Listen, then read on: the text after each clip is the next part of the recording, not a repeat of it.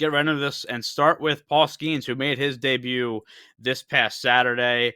Um, Looked pretty good out there, honestly. Like, his numbers in the end don't tell the whole story because his bullpen screwed him over, but he looked really good. And I think my biggest takeaway from this game, honestly, is how full PNC Park was for the first time in a very long time. And I guess my first question to you, Will, is how good is a guy like Paul Skenes for the game of baseball? I can say more for him being a good thing for the Pirates in the game of baseball. Feels like every year you get the top prospect in baseball, and you're all about, ooh, who's the new pretty face of baseball going to be? How often has it been, at least since maybe Andrew McCutcheon coming up there, you can say, ooh, that person's a Pirate. And they didn't completely fall apart in their first outing. Yeah, I mean, I think John had a prediction of what was your prediction that he was going to allow Well, how many that runs? was just to piss John, are you you off. okay? I'm dying. Yeah. Tyler's ready to put this guy in the Hall of Fame. No. Listen. I'm not. But I will say You are. You He's kinda, good for the game of baseball. no. The game Listen, of baseball. listen. When You would say the same thing about Jackson Holiday. yeah, Back if off. Jackson Holiday could hit his way out of a paper bag, you'd be saying the same thing. Yeah. Look, I remember in this spring training when Skenes faced off against Jackson Holiday, and it was obviously the spring training, but it was all over social media, and it kind of got a little bit viral. That's what I'm saying about he's good for the game of baseball. He is, obviously the number one draft pick for a reason. He's showed that in the AAA, a league right below the MLB, which obviously it's a little bit of a drop off of talent, but not as much as people think. I mean, he was killing it there, and I think you're looking at potentially the next really good pitcher in baseball, and I think that's exciting for not only the Pirates because, as you said, Will, like this is what we're looking for. We're looking for some juice, and this guy seems to be the most sure thing that we've had, honestly, in a while.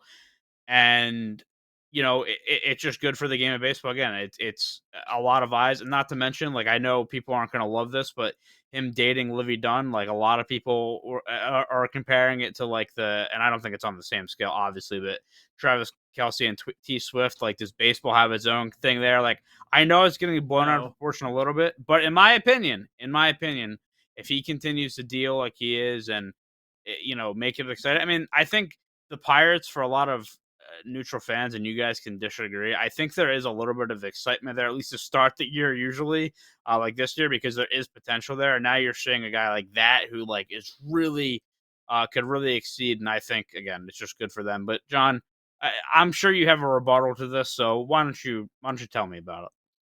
My rebuttal is calm down. He had an average start.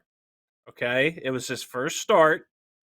Let's get him through a season before we put him in the Hall of Fame. Okay, that's my rebuttal. Just calm down a little bit. hold the horses. I am not. All I'm saying is I understand the Pirates suck. I understand. If you have a guy that, and Will, I already know what your rebuttal for this is going to be. If you have a guy that consistently is throwing over 100, where his average fastball is over 100, and he's got nasty off-speed stuff too, like, look, I'm not saying he's going to be a Hall of Famer, but I think there's a pretty good chance he's going to turn out to be at least decent to very good quality starter in the league. Hopefully that maintains. Look, he's also only 21 too, which, I mean, this guy's going to grow. He's going to get stronger, and it's just very exciting for the Pirates, who had a really nice start to the year.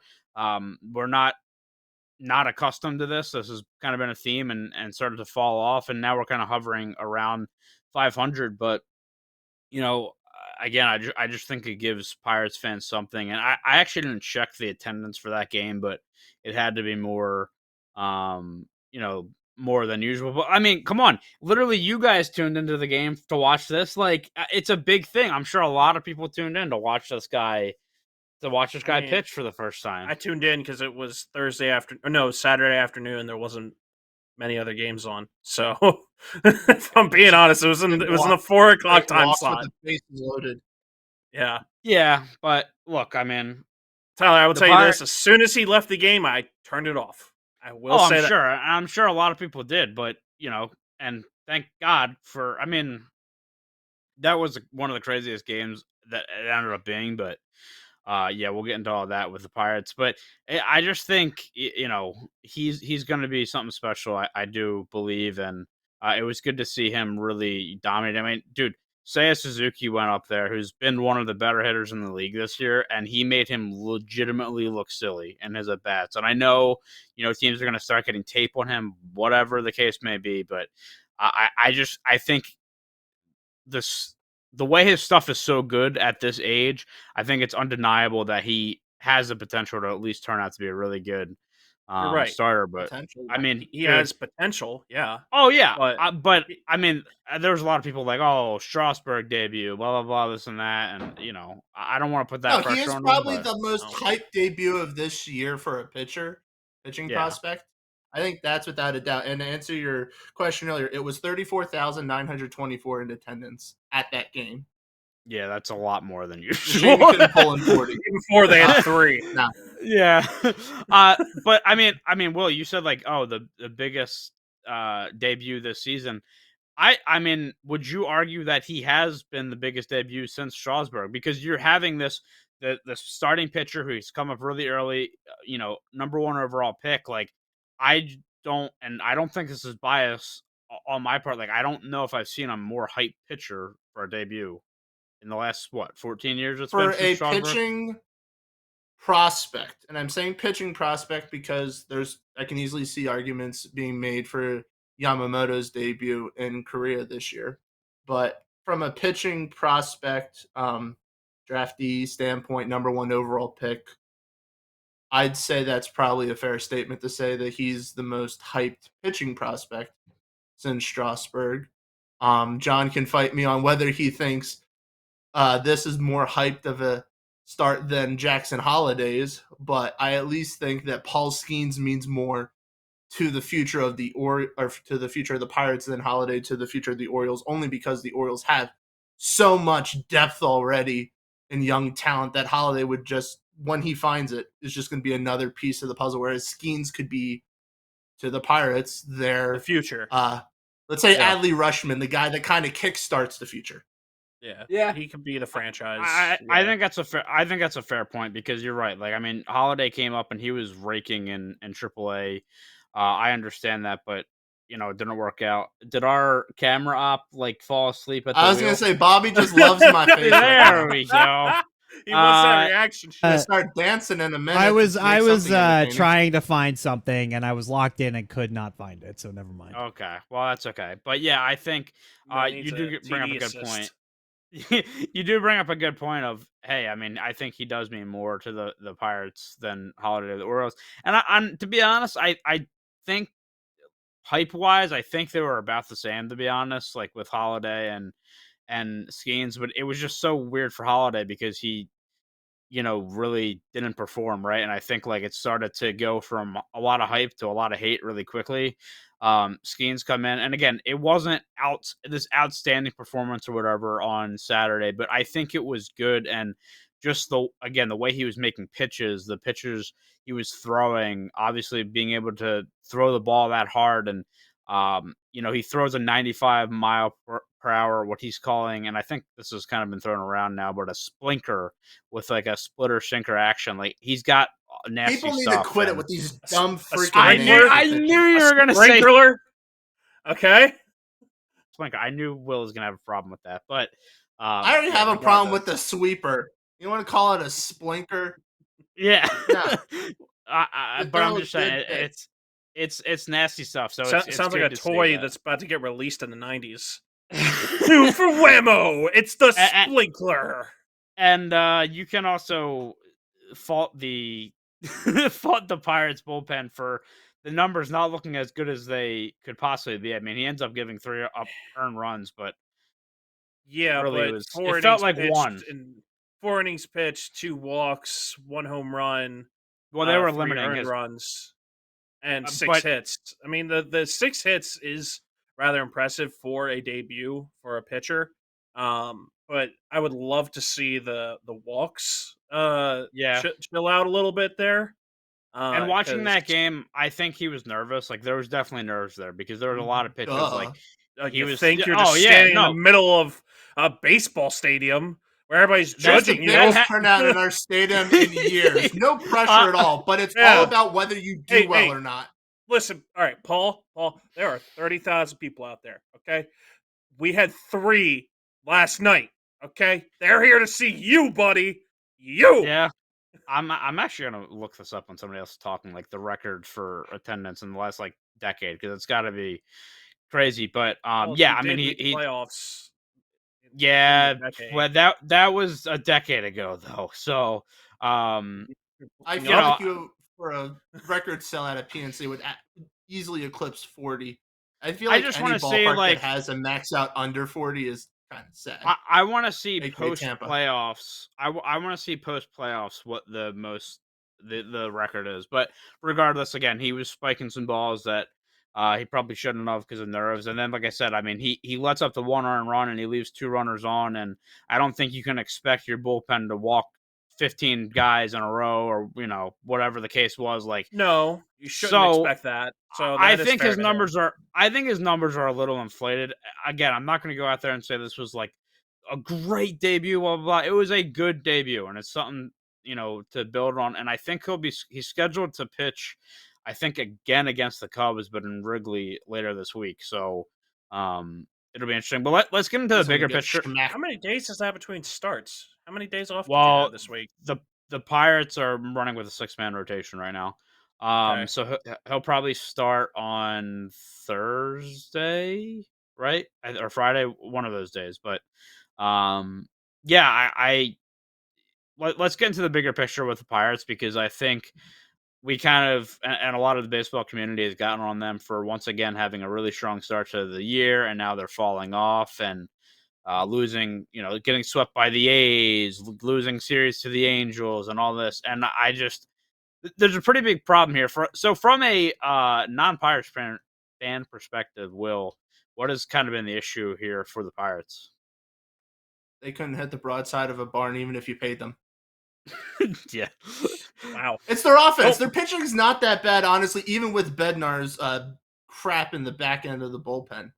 It's really that the offense over the last 2-3 weeks maybe has been horrific. And I think you pointed it out to us when the Pirates are facing the Rockies. They scored something like 5-7 runs over a 3-game series against the worst pitching Yes. staff in baseball.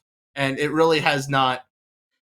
That poor play has followed them onward, and it just. I mean, I think recently they've had some high scoring games, so that's hopefully a good sign to get out of it. And they're still hovering only a couple games under the 500 mark. But yeah, they fell from stardom fast. Yeah, and as you said, it's really been the headache. The funny thing about this team is, I think like you can look back at the our preseason episode, and I and I think I literally said verbatim, the bullpen will definitely not be a problem. It'll probably be the strongest part of their team. I think their hitting is sneaky good, and the biggest thing that I thought was going to be a problem for them was their starting pitching, and their starting pitching has been the best, and their bullpen has arguably been the worst. So like it's been really really strange. And as I said, like they're running with a 6-man rotation now with Skenes in there, but like Marco Gonzalez, who's been out since the Phillies series in April, and he's not expected back till mid-June. Like he was so good, and that was a huge question mark. Bailey Falter, I absolutely was hating on him after his first performance in Miami, where he gave up 5 runs before he got an out.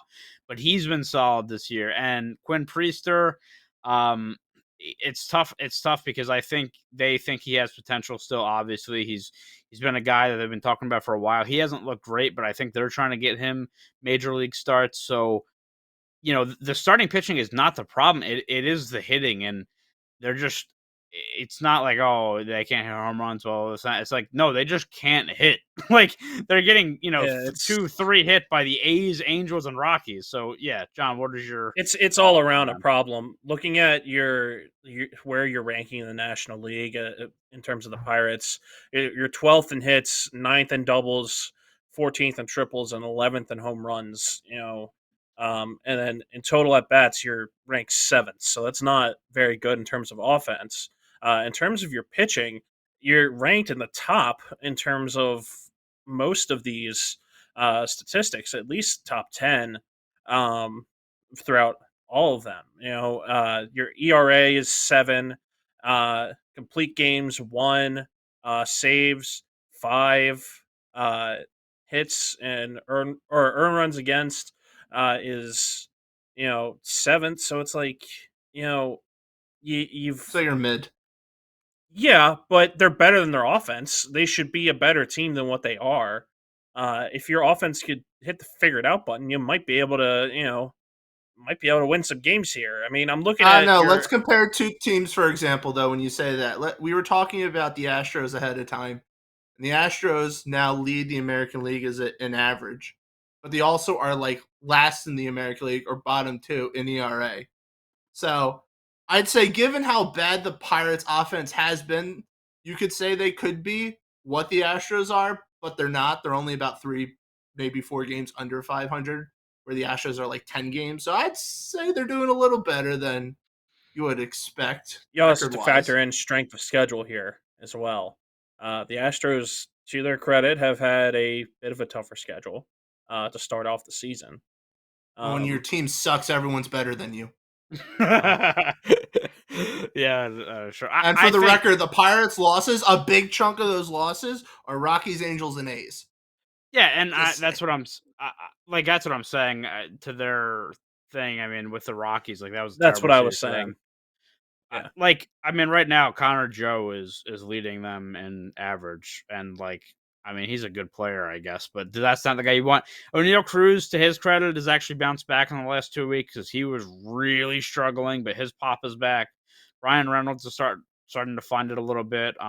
Hayes has been hurt, but like, man, like Jack Sawinski, I thought this was going to be a guy for them this year that was going to take another step because I think he's been underrated for a very long time, but he's really struggled this year.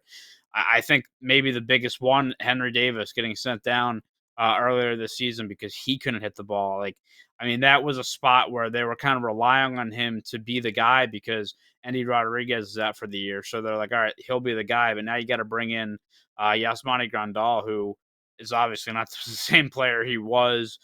Joey Bart has been a nice pickup, but like he just shows signs of brilliance, and then like other times he's horrible. So it's I think that there, and then Rowdy Tellez has not been good this year either. So like a lot of these positions where you are looking for a guy to break out to say, all right, we need to help these top 3 guys in the lineup, and Cruz and Reynolds and Hayes, it's just not really happening, and I think it's extremely hurting them.